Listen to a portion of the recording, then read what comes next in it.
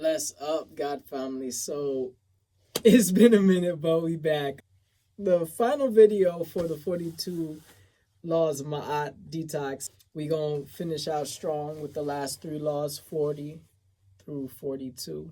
We have something special starting this coming Tuesday. It's gonna be Tahuti's Day.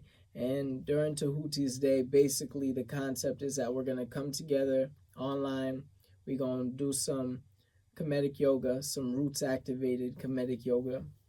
We're also going to focus on certain spiritual principles. So I definitely would love for y'all to join me. A lot of it is going to also integrate current events as well as health and wellness things that we need to be mindful of as we just become more embodied in our divinity.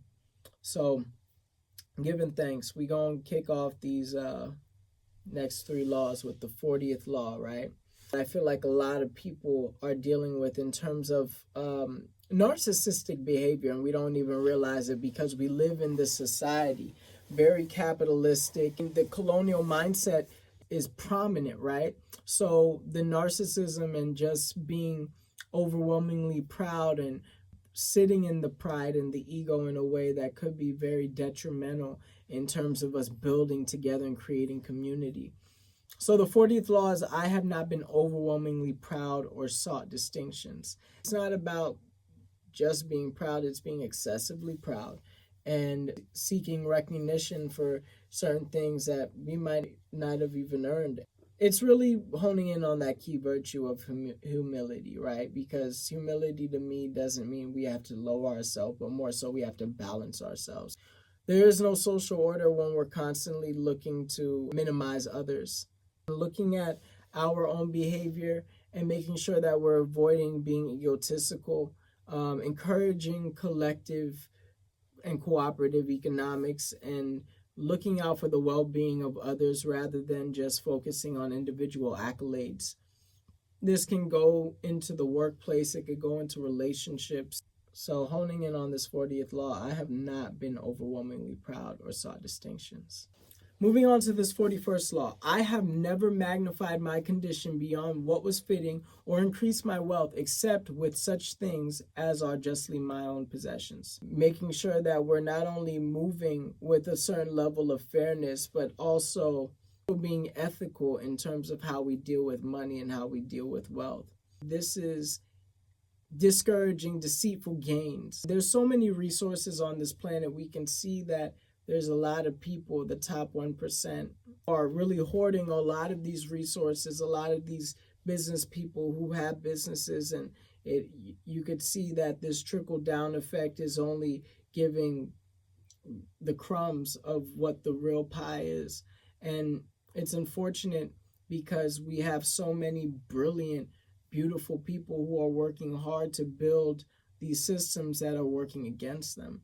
When it comes down to all of these business owners and CEOs who are profiting off of the backs of the working class, while these same people that are working for them have to be on food stamps. And even if we think about going outside of this country and looking at all of the slave labor that has to go into creating a lot of these things, whether it be clothing, whether it be our phones, if we're talking about Congo, cobalt mining, all of these things, it's real. The Western mindset of being so individual driven as opposed to looking out for the masses, the whole, is so crazy. I remember having this conversation with people before, and I used to be like, yeah, we're supposed to be individual. We're supposed to be, focused on ourself and our identity. And what happens? It was just crazy too. I was just talking to one of my students, and he was basically saying, I only care about me and my family. And I'm like, yo, think about what you're saying. Imagine if everybody else thought that way, which most people do. But what does the reverse look like? What happens when we all start caring? What happens when we all start seeing the God within each other, when we recognize that we are God family? So we should want to be able to take care of each other. We shouldn't have to see homeless people on the street unless they want to be there, but nobody should go hungry. Nobody should be slaving for a corporation, while this corporation is making so much money off of the labor that they're doing. So once again, the 41st law, I have never magnified my condition beyond what was fitting or increased my wealth except with such things that are justly mine own possessions. If somebody does a part of the work, it's like they deserve their fair amount, as opposed to feeling like, we gonna misuse each other. We gonna move on to the 42nd law. This is a very powerful statement. I feel like it just really resonates with me, and I'm sure it will resonate with you if it's your first time hearing this. But the 42nd law is, I have done what is required for my daily obligations. So that means that we are exercising a certain level of discipline so that we're able to fulfill our daily duties. That takes a lot of different things, right? It takes consistency, and it takes dedication, responsibility. And that this could be through our spiritual practices, this could be individual goals, it could be community. It's really everything. Like, a lot of times we wake up, we get up in the rising, and it's like, we may have a list of goals, certain things that we want to accomplish. And I think this law really emphasizes the idea that we want to make sure that we are accomplishing all the things that we set out to do, holding ourselves accountable. This could be in careers, relationships, it's with our fiscal affairs as well, making sure that we're being mindful and that we are really committing ourselves to completing, to making sure that we are getting the things done that is required of us. Just like I have finally completed this video series, so I'm grateful. Really looking at how the 42 laws has energized me for this calendar year. I'm a Ma'at Messiah. I really want to make sure that I'm embodying these ideas and these principles, and really being a scribe of the beautiful culture of Kemet and honoring that. So a lot of these videos, of course, we're going to always talk the health and wellness, but a big part of health and wellness is our spiritual health and our connection to the divine. Because once we recognize our connection to the infinite, to the divine, then we will start to engage with ourselves in a more healthy and in a more practical, mindful way. So giving thanks, God family, giving thanks for the divine and for the divine flowing within you and I and all around us. Giving thanks for Hetep, for peace, for Ma'at, for balance. Giving thanks for the Ankh, life. Giving thanks for vitality.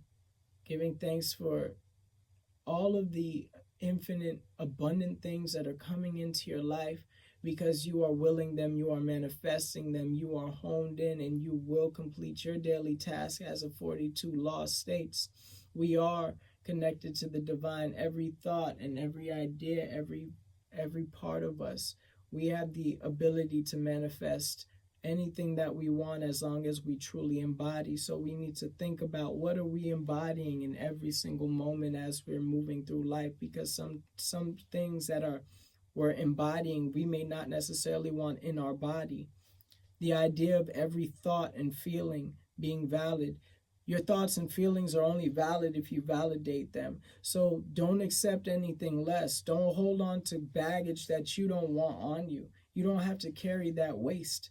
You don't have to carry that nonsense. There's a lot of us who think that we have to be married and entangled with every single idea that comes into our mind, and that's not the case.